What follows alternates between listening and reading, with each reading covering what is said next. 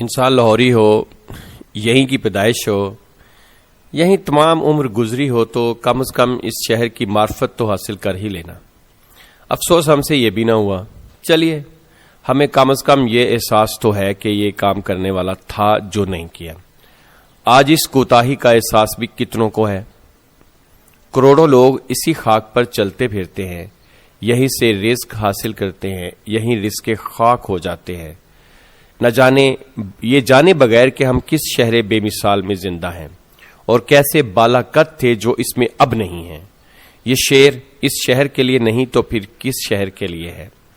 آہستہ خرام بلکہ مخرام، زیر قدمت ہزار جان است، آہستہ چل بلکہ مت چل، تیرے قدموں تلے ہزاروں جانے ہیں۔ کوتاہی اپنی جگہ، مجھے جب بھی وقت ملتا ہے میری کوشش ہوتی ہے کہ لاہور کے بارے میں جان سکوں اور تاریخی آثار میں کچھ وقت کے لیے گم ہو جاؤں، ان عمارتوں کے خد و خال پر نظر کروں اور ان کے در و دیوار میں دبی سسکیوں اور کہکہوں کی آوازیں سنوں۔ سو یہ کوشش جاری رہتی ہے۔ ہم کتنی بھی کوشش کریں یہ کام اپنی بساط عمر تک ہی کر سکتے ہیں، مگر ایک بوڑھا یہ کام صدیوں سے کرتا چلا آ رہا ہے۔ وہ دریا جس کے کنارے لاہور آباد ہوا تھا اور جسے راوی کہتے ہیں۔ راوی کیا خوبصورت اور معنی خیز نام ہے۔ خواہ اصل میں اس دریا کا نام کچھ بھی رہا ہو، اب یہ عربی، فارسی، اردو کا راوی ہے، وہ جو صدیوں سے کرداروں کو دیکھتا آیا ہے اور ان کی روایت کرتا آیا ہے۔ ہم لاہور کی سڑکوں، علاقوں اور مقامات سے بے نیازانہ گزر جاتے ہیں، انہیں جانے بوجھے بغیر۔ کتنی ہی بار قبرستان میانی صاحب سے گزرنا ہوتا ہے۔ کبھی سوچا کہ یہ نام کیا ہے اور کیوں ہے؟ مولوی نور احمد چشتی نے تحقیقات چشتی میں لکھا ہے کہ اکبر بادشاہ کے زمانے میں یہاں ایک گاؤں تھا جہاں سب عالم رہتے تھے۔ اردو اور پنجابی دونوں میں عالم کو میاں کہتے ہیں، اس لیے اسے میانی کہا جاتا تھا۔ بعد کے ایک بزرگ میر علی نے اپنے 5 بزرگوں کی قبریں یہاں بنوائیں تو یہ میانی 5 ڈھیرا کے نام سے معروف ہو گیا۔ میر علی نے اپنے 5 بزرگوں کی قبریں یہاں بنوائیں تو یہ 5 ڈھیرا کے نام سے مشہور ہو گیا۔ روز ہم نیلا گنبد چوک سے گزرتے ہیں۔ کسے معلوم کہ نیلا گنبد والا یہ مقبرہ 1856 میں بنا تھا اور بڑی بزرگ ہستی حضرت شیخ عبد الرزاق کا مزار ہے۔ کسے خبر ہے کہ ریلوے اسٹیشن سے متصل نولکھا بازار اور آبادی دراصل علی مردان خان کا باغ اور عمارات کی جگہ تھی۔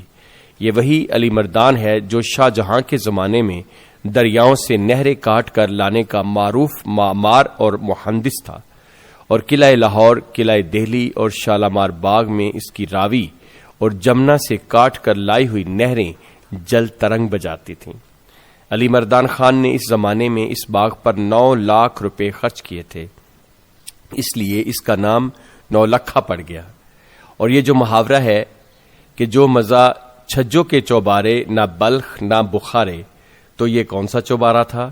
سرکلر روڈ پر جو سرائے رتن چند ہے، اس کے باہر یہ چھجو بغت کا چوبارہ تھا جو ایک صوفی منش فقیر تھا۔ اس کی سمادھی بھی لاہور میں واقع ہے۔ اور یہ جو شالامار باغ ہے شہنشاہ شاہ جہاں کا بنوایا ہوا، اور جو شہنشاہ جہانگیر کے بنوائے ہوئے کشمیر کے شالامار باغ کی تقلید میں بنوایا گیا تھا۔ کہتے ہیں یہ شالامار دراصل شہلا باغ یعنی خوبصورت باغ تھا۔ بعض کی رائے ہے کہ نہیں، شالا خدا کو کہتے ہیں اس لیے شالا باغ تھا۔ بعض شولہ ماہ یعنی چاند کا شولہ گردانتے ہیں۔ اسی شالامار میں جو دوسرے تختے یعنی باغ حیات بخش پر نہایت حسین آبشار یا جھرنے کے ساتھ ایک سنگ مرمر کا تخت ہے، یہ شہزادی زیب النساء کی پسندیدہ جگہ تھی۔ اس آبشار پر افسانوی شخصیت والی زیب النساء سے یہ ربائی بھی منسوب ہے۔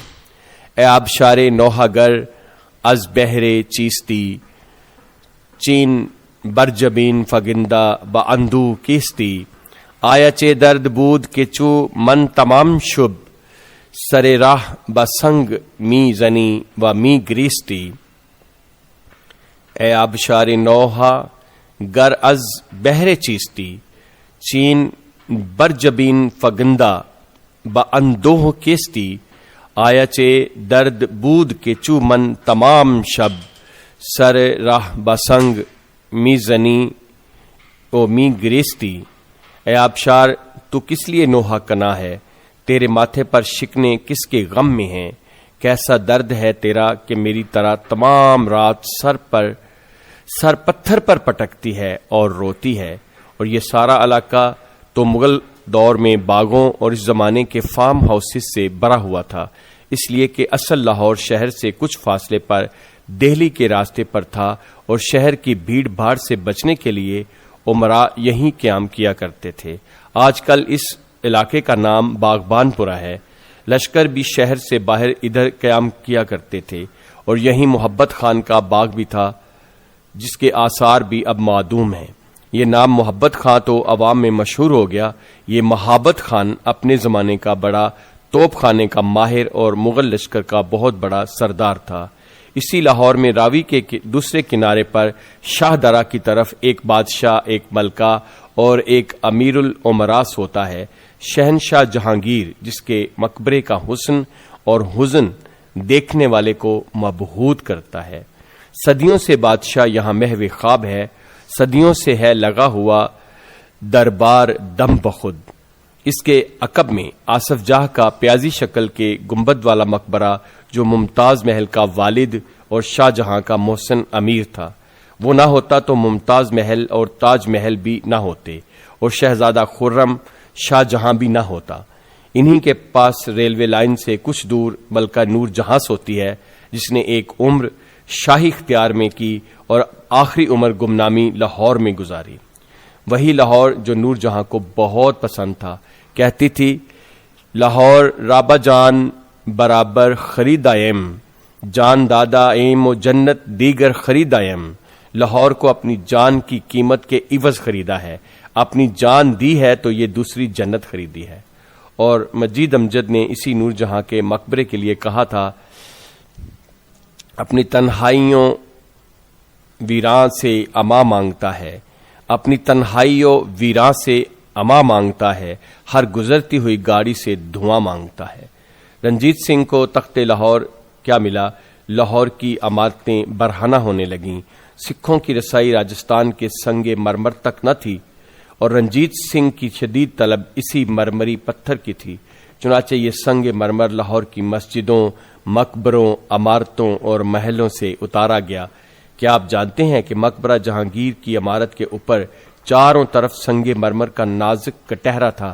یہ کٹہرا کاٹا اور توڑا گیا، اور بالآخر قلعے کے عالمگیری دروازے کے سامنے حضوری باغ میں رنجیت سنگھ کی نشست کے کام آیا۔